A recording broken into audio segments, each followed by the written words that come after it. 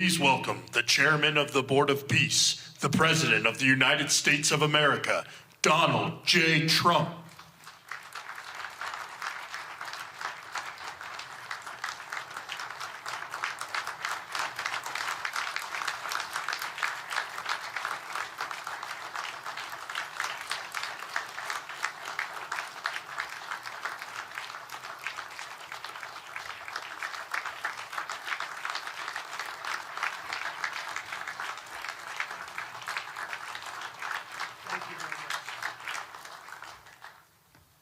Well, this is a very exciting day, long in the making, and many countries have just received their notice, and everybody wants to be a part of it, and we'll work with many others, including the United Nations. But I want to thank you all for being here. Yesterday, we had an incredibly successful visit with many of the world's top business leaders, the best, the biggest, most successful, and foreign heads of state. And now we have one of the most important meetings of all, the official formation of what is known as the Board of Peace. I want to thank the Secretary of State, Marco Rubio, Special Envoy Steve Witkoff, and Jared Kushner, and their extraordinary work. I mean, they have done an amazing job. We have peace in the Middle East. Nobody thought that was possible. We've settled 8 wars, and I believe another one's coming pretty soon. You know what that is? The one that I thought was going to be an easy one has turned out to be probably the most difficult. Last month, 29,000 people died, mostly soldiers, in Ukraine, Russia. Think of that, 29,000, 27,000 in the month before, 26,000 in the month before that. It's terrible. But we have meetings, and we think we're making a lot of progress. Thanks as well to Secretary Scott Bessent, Howard Lutnick, and Chris Wright, U.S. Trade Representative, Jamieson Greer. They're all doing such an incredible job. Ambassador Callista Gingrich, who is here and doing a fantastic, really fantastic work. Thank you, Callista. And many other members of my administration who are so committed to peace, and they're also committed to great success. Very importantly, let me recognize the very first group of distinguished members of the Board of Peace. They will be introduced by name in just a moment. Caroline will be doing that introduction. And to each and every one of you, we are truly honored by your presence today. Leaders of countries, in most cases, very popular leaders. Some cases, not so popular, but that's the way it goes in life. Thanks as well to President Karol Nawrocki of Poland, who's a fantastic man. He just won a very big election. I'm very proud of him.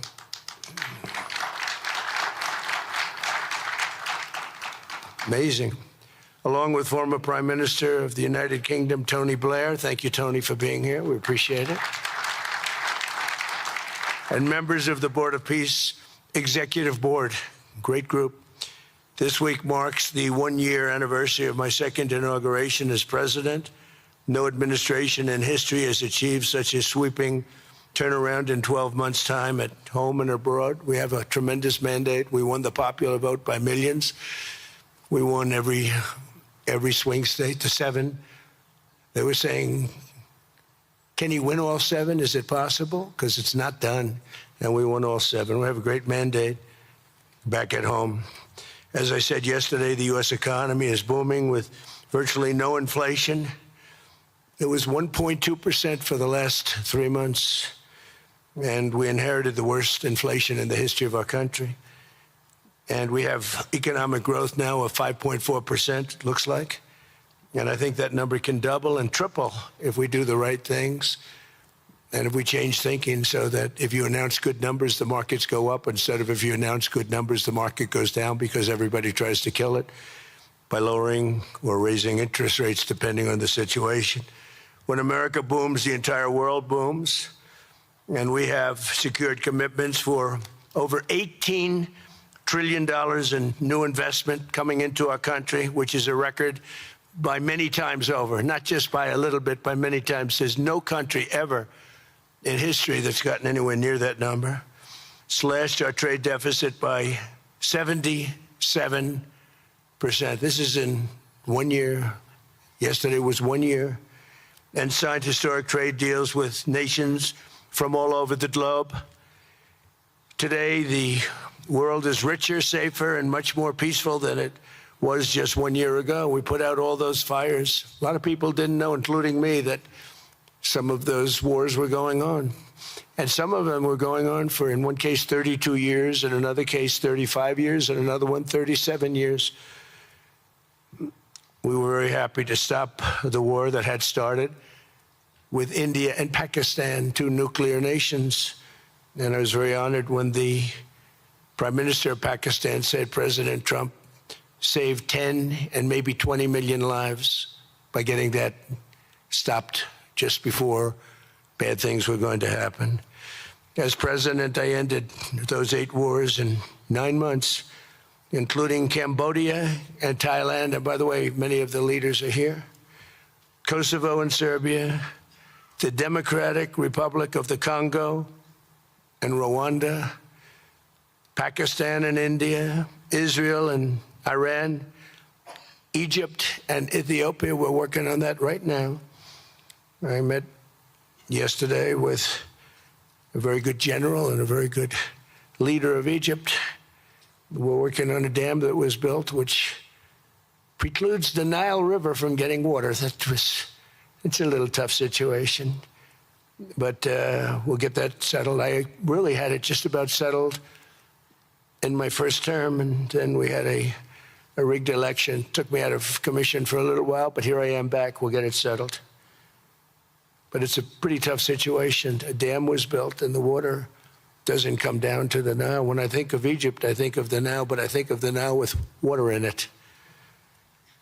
Armenia and Azerbaijan, who, I mean, a lot of these leaders have become my friends. They become my friends. They're here. And, of course, the war in Gaza, which is really coming to an end. We have little fires that we'll put out, but they're little. They were giant, massive fires, and now they're down to little fires, and we can put them out very easily. We have 59 countries that are involved in peace in the Middle East. Many of them not in the Middle East. They're near the Middle East, but they're not in the Middle East. And many have said that if Hamas doesn't do what they promised they would do, and I think they probably will, but they were born with rifles in their hands. They were literally born. The first day they had a rifle put into their hands, but they have to give up their weapons. And if they don't do that, it's going to be the end of them. But many countries have told me we want to go in and do it. And they really aren't countries that you traditionally think of as being involved in that. But that's the fire. Hezbollah in Lebanon, we have to do something about that. But these are, I call them remnants. They're small remnants compared to what it was before. It was massive, large, powerful countries fighting each other.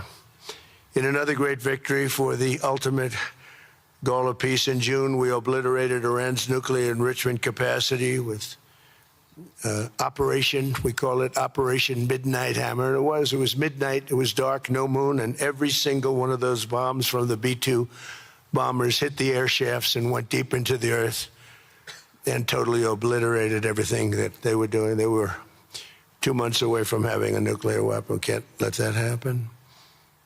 And Iran does want to talk, and we'll talk.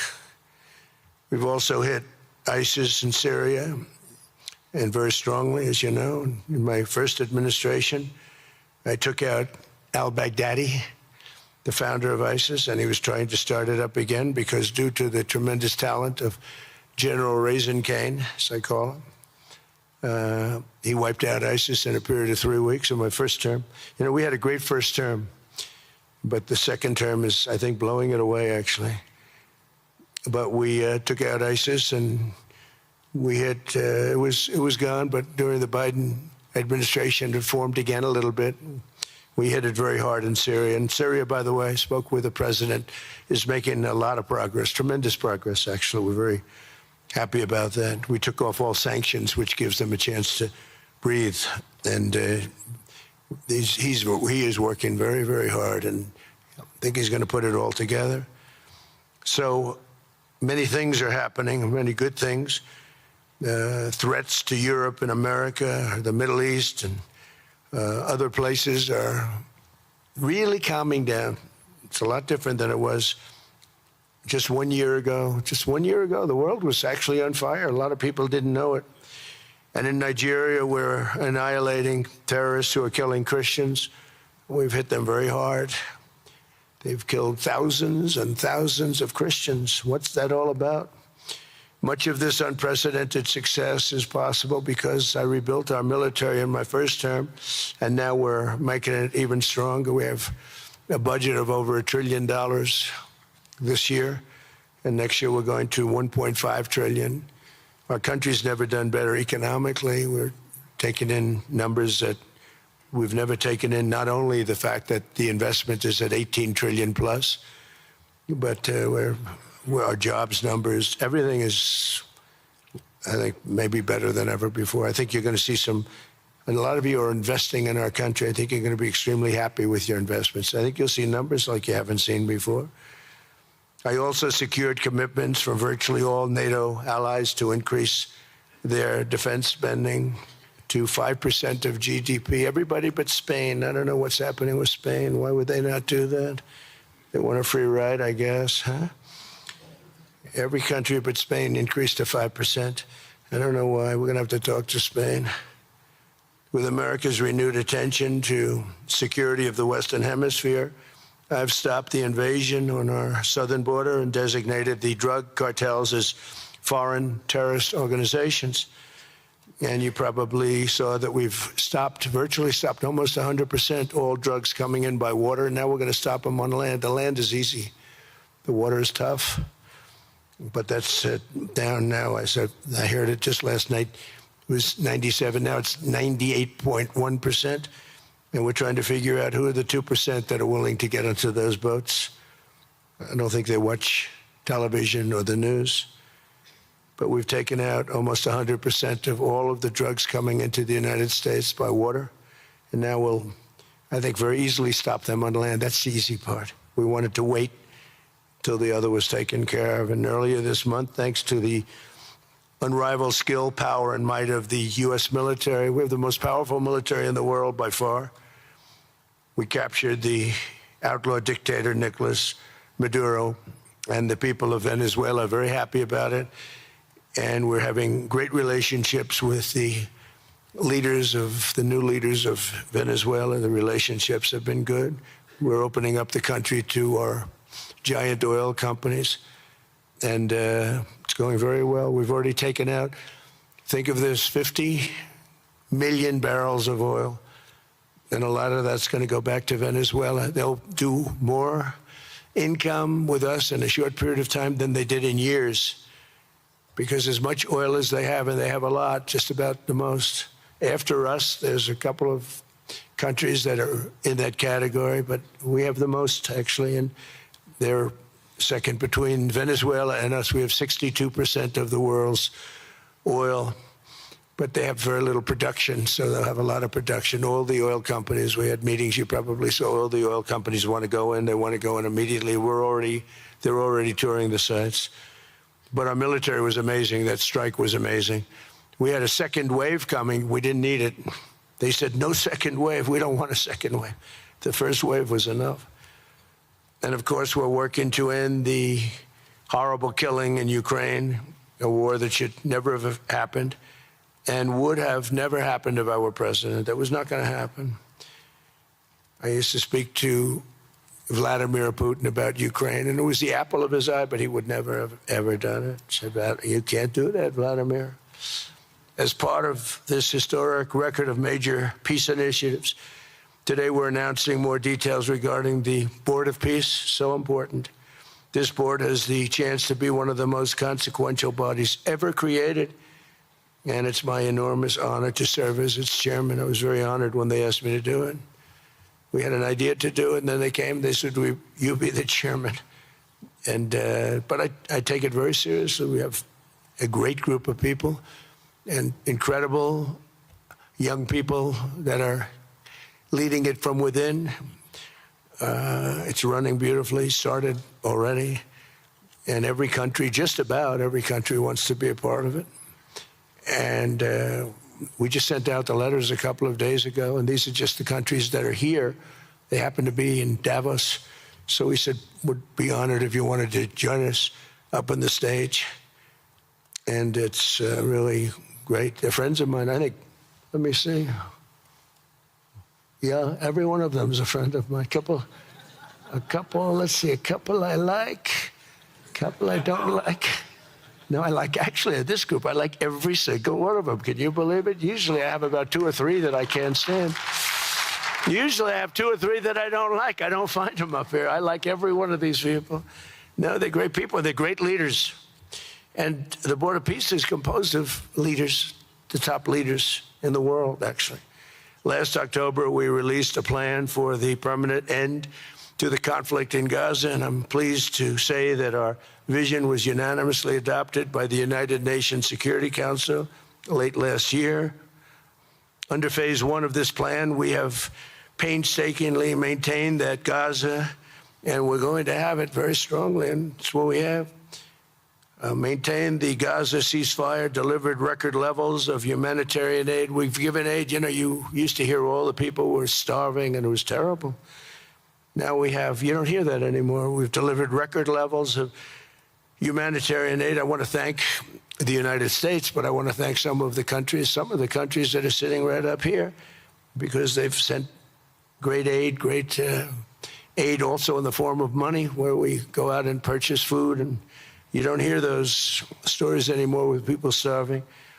And secured the release of all 20, we secured the release of all 20 living hostages. Now, I want to thank Steve Witkoff and Jared and everybody for working so hard. They worked so hard, but there were 20 remaining living hostages.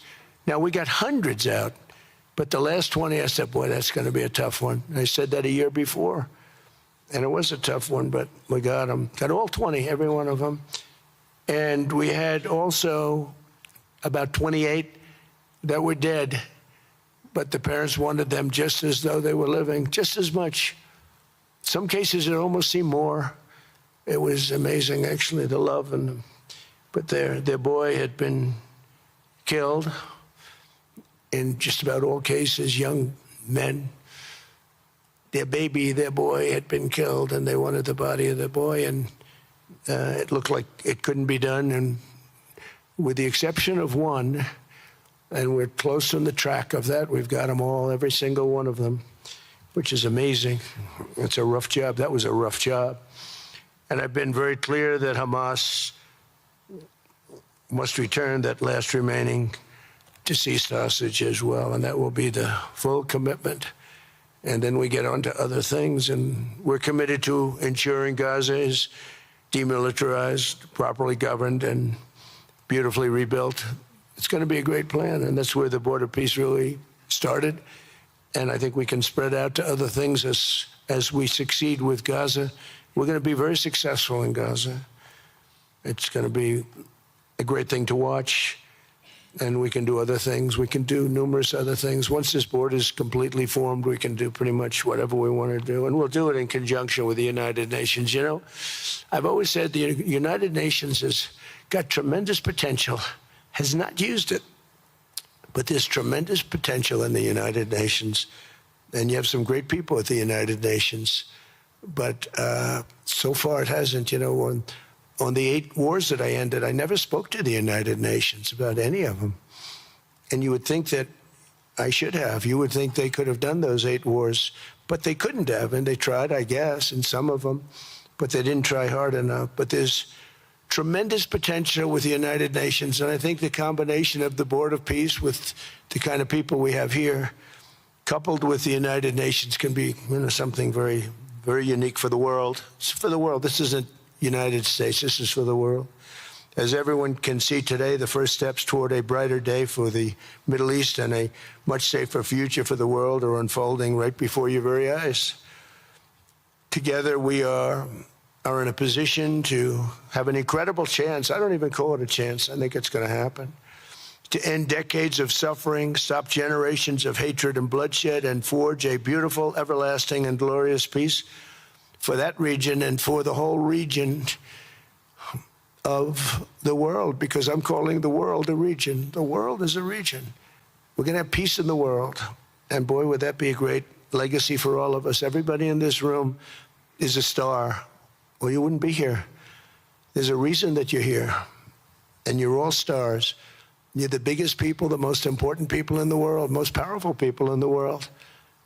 And when you use that genius that you have, that very unusual, very inspired genius, when you use that for peace, the opposite of peace has no chance. So I just want to say it's tremendous to be with you, and I think this is something that we're doing that's very important. This is the most important. I was so looking forward to being here, and yesterday was a tremendous success. A lot of good things happened, but this was something that I really wanted to be here and do, and I could think of no better place because so many people were together.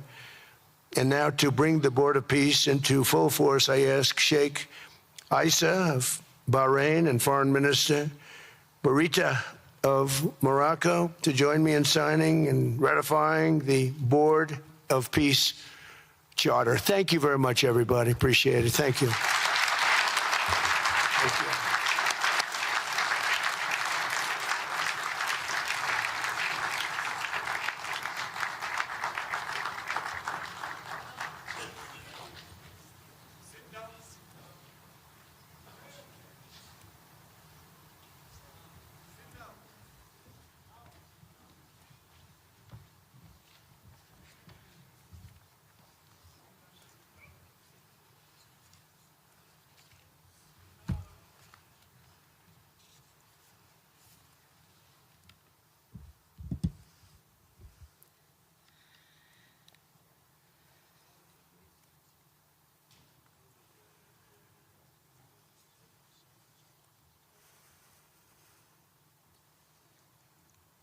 Okay.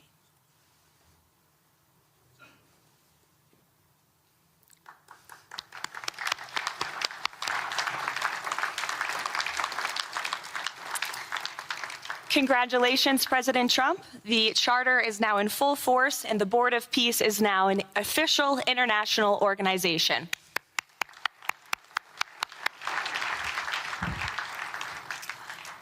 We will now continue the signing ceremonies, beginning with the President of Argentina and the Prime Minister of Armenia.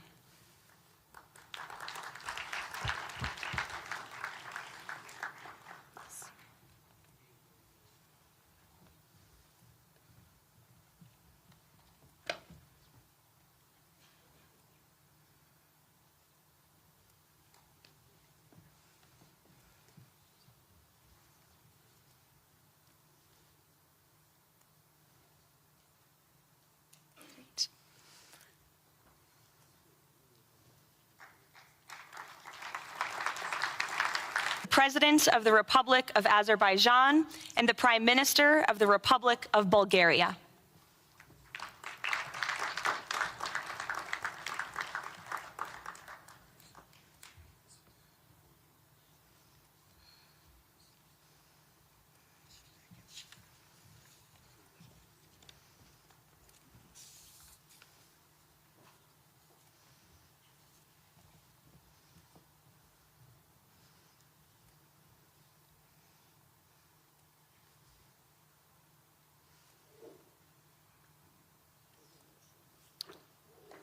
Thank you. Next, the Prime Minister of Hungary and the President of the Republic of Indonesia.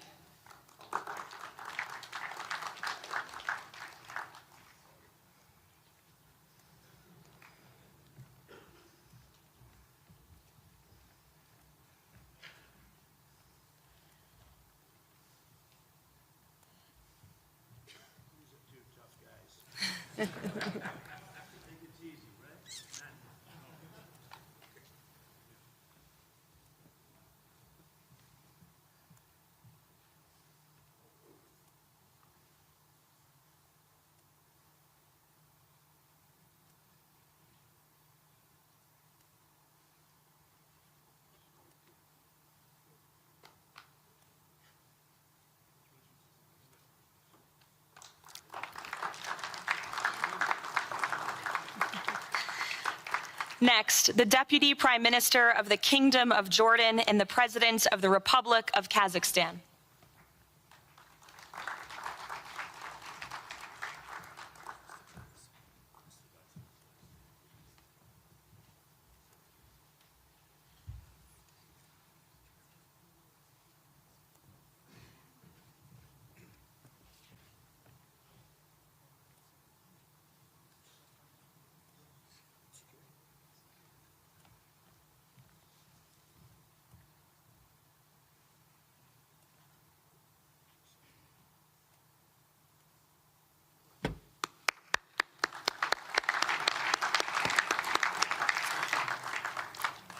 Next, the President of the Republic of Kosovo and the Prime Minister of the Islamic Republic of Pakistan.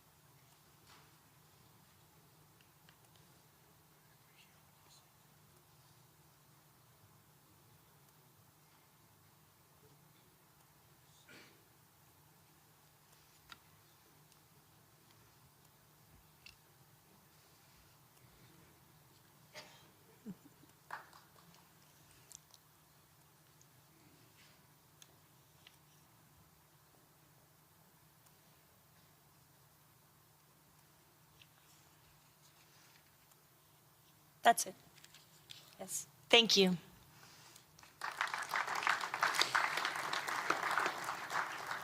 Next, the President of the Republic of Paraguay and the Prime Minister of the State of Qatar.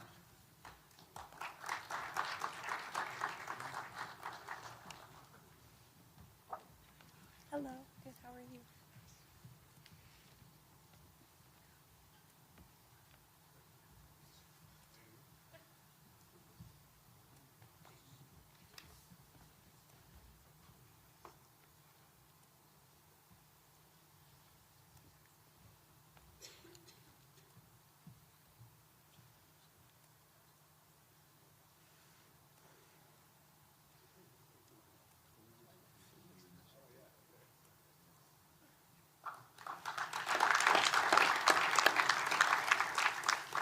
Next, the Minister of Foreign Affairs of the Kingdom of Saudi Arabia and the Minister of Foreign Affairs of the Republic of Turkey.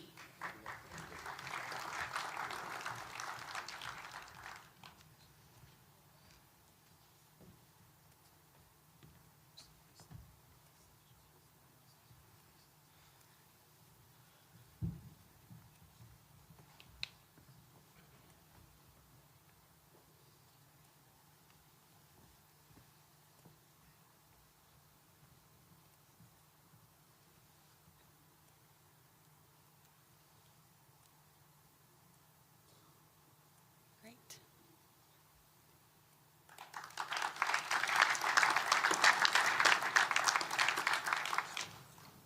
Next, the Chairman of the Executive Authority Affairs of the UAE and the President of the Republic of Uzbekistan.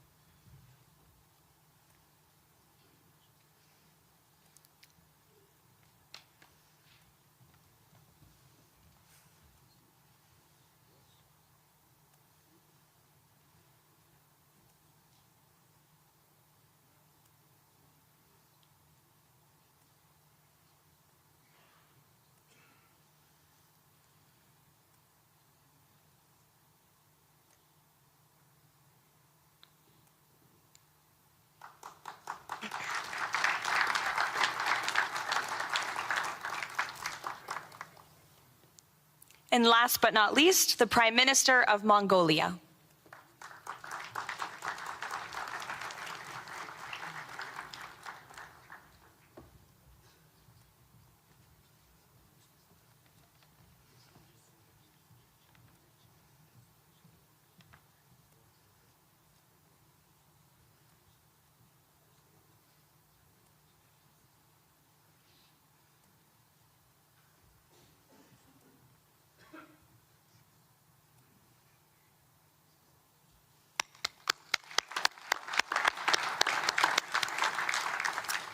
Congratulations, everyone. This concludes the signing ceremony.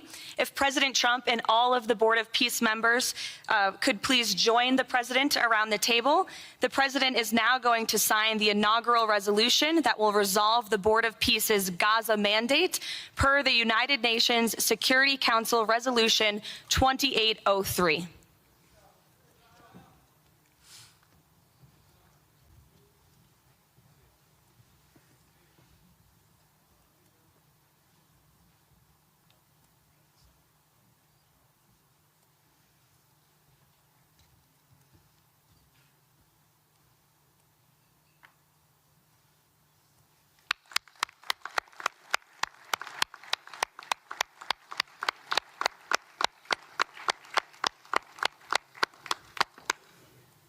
Congratulations.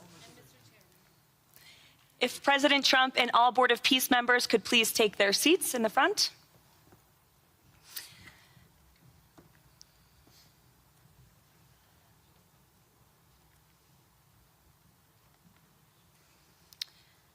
Now it is my honor to introduce the United States Secretary of State Marco Rubio, who will speak about President Trump and his accomplishments. Without further ado, Secretary Rubio.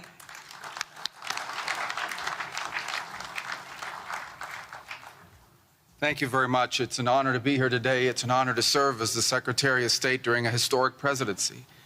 And it's a historic presidency because the President of the United States, Donald J. Trump, is someone who is not limited by what others say is possible or what others say is impossible. He's not limited by some of the things that have happened in the past, and he's willing to talk to or engage with anyone in the interest of peace, always putting the American people and our national security first, but understanding that in the world that we share with so many others, peace is paramount to all of us. We are here today because of President Trump's vision. If we go back just a few months ago, people thought what was happening in Gaza was impossible to solve. 28 hostages that were dead, others that were still living, all these hostages that were being held. No one thought that that would ever come to a resolution without more fighting and more bloodshed along the way. In fact, frankly, many thought it was intractable. And sadly, many of the institutions that have served us well, in many cases, for the last 70 years, were unable to do anything about it. But President Trump had the vision and the courage to dream the impossible, to believe that it was doable, and to pursue it with all of his heart. And he was in that capacity assisted by an extraordinary team, and I think both Jared and Steve deserve a tremendous amount of credit, Jared Kushner and Steve Witkoff, for all the work they put in. And all of our partners here today. And now we have this Board of Peace, who I believe's possibilities are endless. Obviously, with a focus first and foremost on making sure that this peace deal in Gaza becomes enduring. And I know this president has it as his highest priority and will give it everything he has to make sure that this is successful. I also want to acknowledge the extraordinary leaders that are here today. This is not just a Board of Peace, this is a Board of Action. Just like President Trump is a president of action. A lot of times people like to give speeches. I've been to many of these forums, and they're not useless, and they're not, they have utility in many cases. But oftentimes in international affairs, we often find ourselves at events where people are reading these scripted statements, these strongly worded letters that they put out, but no action, nothing happens. This is a group of leaders that are about action. And the President of the United States is a president of action, of getting things done. And today is the beginning of that, of a new era and a new stage that we think is so important as a model to the rest of the world of what is possible.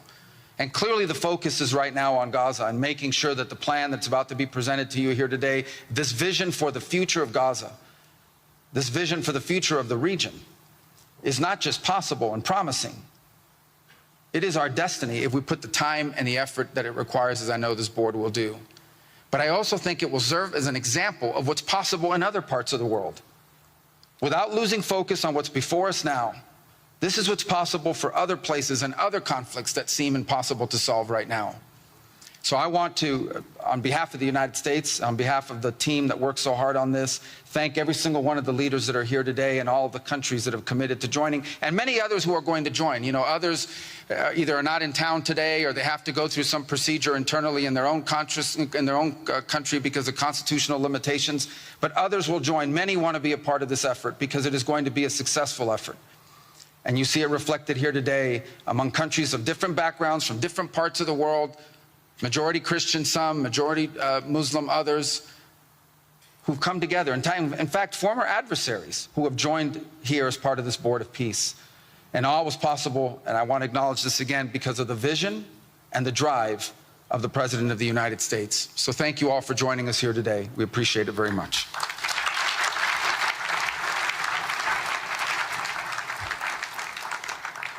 Thank you, Secretary Rubio.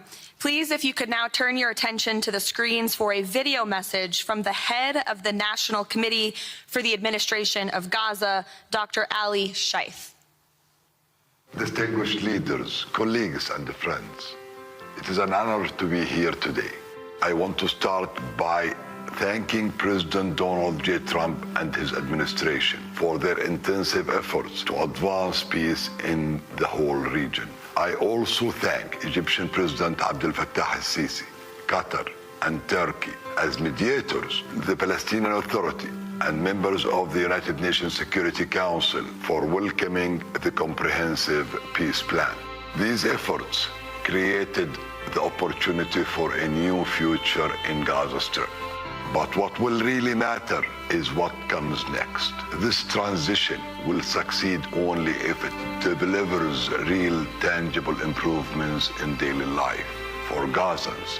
As Chief Commissioner of the National Committee for the Administration of Gaza, it's my responsibility to turn this moment into action, to restore order, to rebuild institutions, and to create a future for the people of Gaza defined by opportunity and dignity, under the principle of one authority, one law, and one weapon. As a first step, I am pleased to announce the Rafah crossing will open next week in both directions. For Palestinians in Gaza, Rafah is more than a gate. It is a lifeline and symbol of opportunity. Opening Rafah signals that Gaza is no longer closed to the future and to the war. I want to be clear, there is much more work ahead, and none of it is easy. The road forward will involve difficult decisions and setbacks, but this is a real step, and it marks a new direction. Now, I would like to address the people of Gaza. من أرض الكنانة أتوجه الآن بكلمتي إلى أبناء شعبنا الصامد الصابر في قطاع غزة. لقد صمدتم وحافظتم على أسر أعماقكم وكل الحدود. إن صمودكم الأسطوري له أعظم ما قدمت. Your legendary steadfastness is the foundation upon which we will build our future together. This moment is not for looking back, but for moving forward toward a prosperous and bright future. A future where our children grow up without fear or anxiety, where work is rewarded, schools are opened, and daily life regains its stability and security. The coming stage requires the concerted efforts of everyone, but you will not face it alone. Your voices have weight, your actions have impact, and your commitment to peace and the rebuilding of your communities will define the futures of the new Gaza Strip. Step by step, with discipline and determination, we will build a capable Gaza, capable of self-reliance, and we will build it into a center for freedom, opportunity, and peace. اليوم أسأل الأسرة الدولية ليس فقط أن تدعم هذه أسأل By our actions, hold us to clear standards and stand with the people of Gaza as we take this responsibility for our future. Thank you, ladies and gentlemen.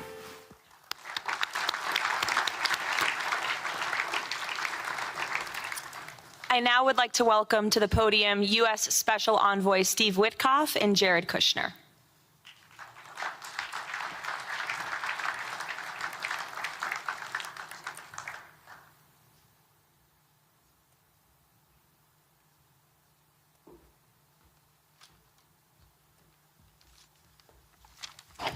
Thank you, everyone, and welcome here. This is really my honor to be up here speaking. I remember when the president asked Jared, and of course our great Secretary of State to work on something that the world thought was impossible and unattainable. But the President, on this peace deal for Gaza, as on all other deals we work on his behalf, said we had to try. And of course, we were inspired by that. We have achieved a peace deal in Gaza. We have brought the hostages home, all of the bodies except for one, and we will bring that body home too. And maybe most importantly, we have created a sense of hope for what the future can bring in Gaza and all other places where the Board of Peace will operate. And I am so honored, Mr. President, to have worked on this on your behalf. I'd like to thank some people who are here with us tonight who have done so much, done indispensable work to bring this deal together. Sheikh Mohammed, my good friend from Qatar, and Ali Al-Tawadi, Hakan, Fidan, and Ibrahim, General Hassan, and Foreign Minister Badr Abdulati, and of course, President Sisi, and Prime Minister Netanyahu, former Special Envoy Ron Dermer, and Michael Eisenberg for all that they did.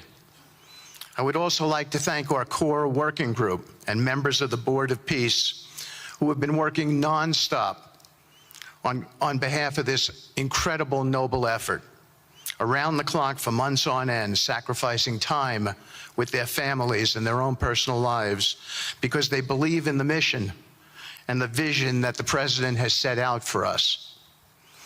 I'd also like to thank, those people include Tony Blair, Yakir Gabay, Josh Grunbaum, Aryeh Lightstone, Laron Tonkman, Admiral Cooper, General Frank, and I probably have forgotten some along the way. And then perhaps most importantly, I want to thank our administration. We have an incredible team. It's amazing to work for this administration. I think you see the results that we get on behalf of the President because he inspires us so much. So I'd like to thank the Vice President of the United States, J.D. Vance, for all of his help and guidance, our Treasury Secretary, of course, the Secretary of State, who we work hand in glove with, and a special thanks to our Chief of Staff, Susie Wiles, who is always available to us for consultation, for steering, and for all else that she does. Thank you.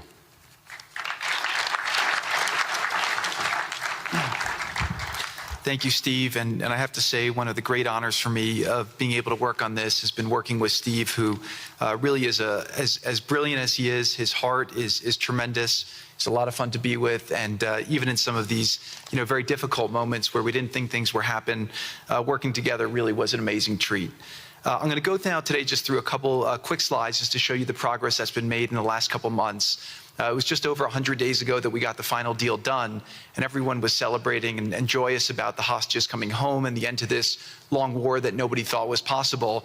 And Steve and I were panicking, saying, what do we do next? How do you implement peace? And as you guys know, peace is a different deal than a business deal because you're changing a mindset. And in Israel, there was 2 years of very intense war. For the people in Gaza, there was more than just 2 years of war. They had 20 years of hopelessness being ruled by a terrorist organization. For the people in the Middle East, their hearts were pulled by this. And throughout the entire world, it really was weighing on us. And so we needed to think about, what do we do next? How do we change the habits? How do we change the behaviors? And we really got to work right away. And the team that Steve thanked, including the White House team and the team, the volunteers.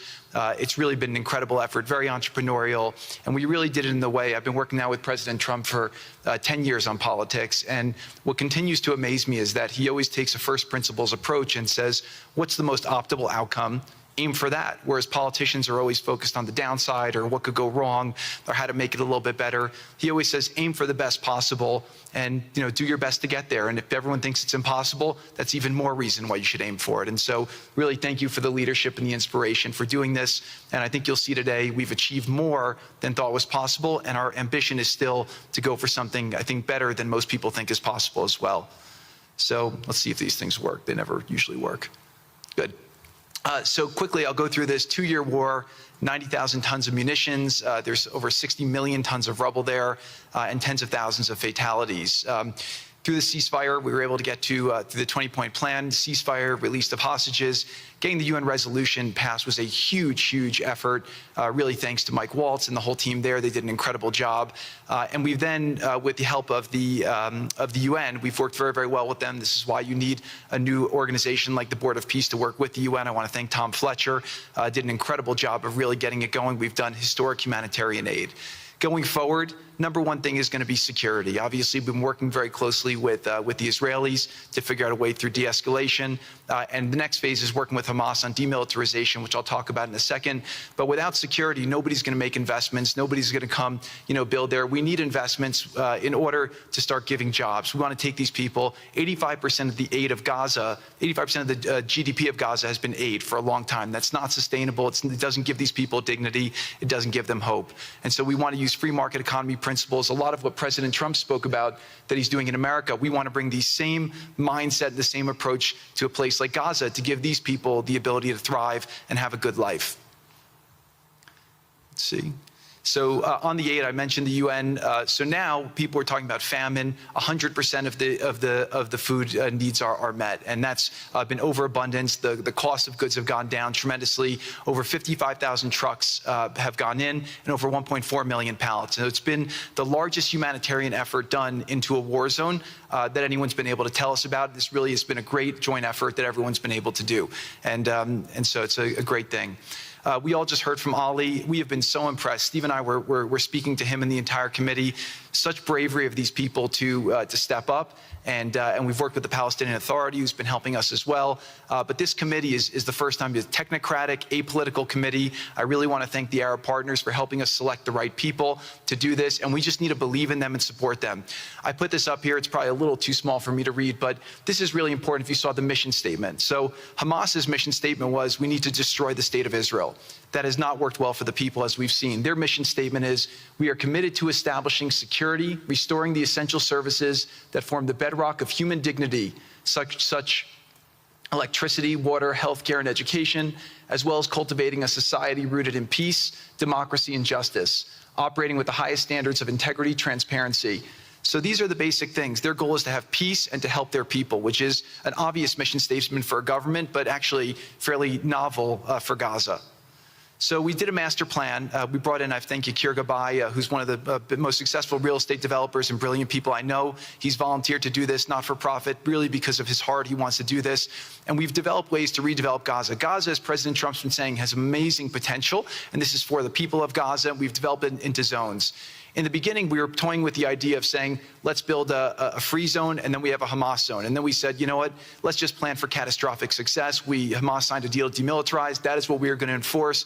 People ask us what our plan B is. We do not have a plan B. We have a plan. We signed an agreement. We are all committed to making that agreement work. There's a master plan. We'll be doing it in phasing. In the Middle East, they build cities like this in 2-3 million people. They build this in 3 years. And so stuff like this is very doable if we make it happen. Rafah will start with. This will show a lot of workforce housing. We think this could be done in 2-3 years. We've already started removing the rubble and doing some of the demolition. And then New Gaza. It could be a hope, it could be a destination, have a lot of industry, and really be a place that the people there can thrive, have great employment. Once this starts going, we think there should be 100% full employment and opportunity for everybody there. And we have a lot of data on what can be, but we think that this really gives the Gazan people an opportunity to live their aspirations. But it all starts with security, and it all starts with governance. Final note I'll just say on the Board of Peace, which is that all the lessons we're doing is we're basically studying the best practices from all over the world, and we're watching who does education the best, who does healthcare delivery the best. All of these things it's not secret IP. All this is IP that the Board of Peace is going to make public, and we want to encourage all the countries to be able to follow these best practices. A lot of the things that President Trump is doing in America, if they're working, we should all be copying them. If we find what's working in other countries, we should be copying them too. And so what the Board of Peace will have the ability to do if we're successful with Gaza is really show how do you do peace implementation, which is something that when we got this deal done, we didn't really find too much expertise or know-how on how to do it. So as we're creating this system, hopefully it's something that we can just document these learnings and make them available to all else who want to use them in the future. So demilitarization, this is something we're starting now that we have a new government in Gaza. This government will be working with Hamas on the demilitarization to really take the principles that were agreed to in the document to the next phase, and hopefully that will be successful. Without that, we can't rebuild. So if Hamas does not demilitarize, that will be what holds back Gaza and the people of Gaza from achieving their aspiration, and that's very important. So the next 100 days, we're going to continue to just be heads down and focused on making sure this is implemented.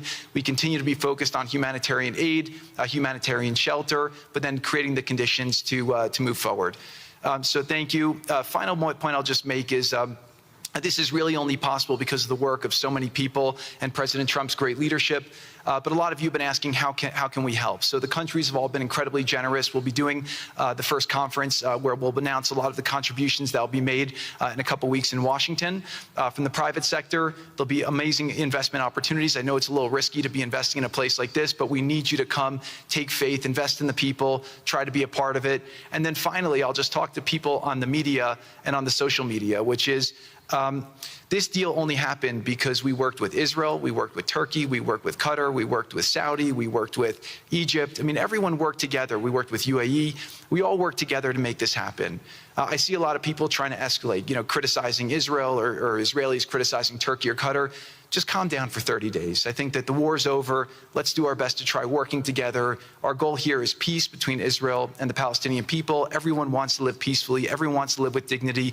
Let's put our efforts towards promoting those who are doing the work to build this up, like Ali and his committee. Let's focus on the positive stories, and let's just calm down, turn a new chapter, and if we believe that peace is possible, then peace really can be possible. So we're going to continue to work every day. We need all of your help to do it. And again, I just really want to thank President Trump for his leadership in doing this. This would not have been possible without your commitment to this. Everyone thought it was impossible to end this war. You never gave up. You never stopped. Every time there was a setback, you told us to try harder. You gave us different ideas. And we've made several impossible things happen just in Gaza to date, and there's no reason why we shouldn't be able to make even more impossible things happen. So really thank you for your amazing leadership.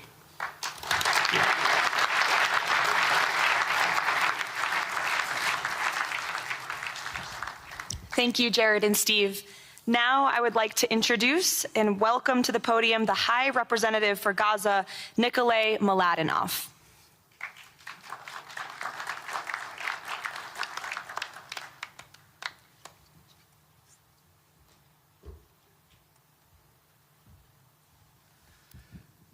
Mr. President, it's a great honor and a massive responsibility for me, for my team, for all of us to be here with you to begin this journey. Who would have thought 2 years giving the people of Gaza a new chance? Who would have thought that last Friday I would be sitting, Mr. President, in Cairo with an amazing group of Palestinian technocrats, people who you don't see on the news, people who are not media personalities, but who are experts, who are committed to giving their people a chance in life. And this is what this is all about. For too long, Gazans, Palestinians, and Israelis have lived with conflict, with death, with destruction. Now, the page turns. And whether the page turns successfully really depends on all of us. We have the ingredients for it. We have the leadership of the United States and President Trump. We have a great group of countries joining the Board of Peace and more to come. We have a fantastic Palestinian team on the ground, and we must make it work. Our partnerships are there, our plans are in place, and we need your support. And finally, I look to all of you who are in this room and who are watching this meeting from their screens at home or in their offices. Please put away your talking points for a minute. Please put away your fears. Please put away your concerns. Please stop listening to the rumors and to the gossip. Focus on what we have to do today, because the future of 2 million Palestinians is at stake, and if we give them a chance, we will do more than that. We will create opportunities for 1 billion people who live in the Middle East and beyond, and who are responsible, also who want to see transformation and a chance in life for the future. So please join us on this journey, join the Board of Peace, and join us in supporting this excellent initiative. And thank you again, President Trump and the United States, for taking this decisive leadership forward.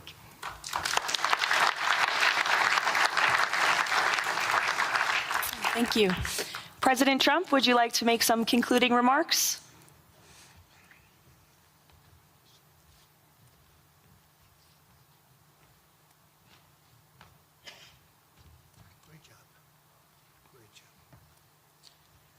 Well, I just want to tell you it's all happening. And one of the first things I said when we really got involved in this project, and it's a big one, but it's very doable, I said to Jared and Steve and some of the other folks, including Larry Fink, and congratulations on the great success. The two of you have done a fantastic job. This is bigger and better than ever. We usurped some of your time for a very important reason, and you understand that better than anybody, and we appreciate that you're here very much. Thank you both very much. But I said that, you know, this is a great location. It all begins, see, I'm a real estate person at heart, and it's all about location. And I said, look at this location on the sea. Look at this beautiful piece of property, what it could be for so many people. It'll be so great. People that are living so poorly are going to be living so well. But it all began with the location. That's the vision. They look out on the waters, and very few places are like it.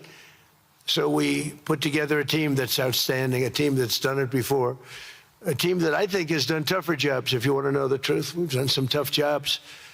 And we continue to. As far as the United States is concerned, we're behind it. And the United States has never been stronger, never been bigger, better. It's doing really well. You see that, building thousands of businesses, plants, factories all over the United States are right now under construction. Nobody's ever seen anything like it. And this is just an honor to be involved with this and to be involved with the great people in this room and the great leaders that are sitting on stage. We thank you very much. And we have many others that have signed up, and they all want to be members of the Board of Peace because it really will be important. This is not going to be a waste of time. We waste so much time on things that never happen. This will happen, and it's already happening. Thank you very much, everybody. It's a great honor to be with you. Thank you. Thank you.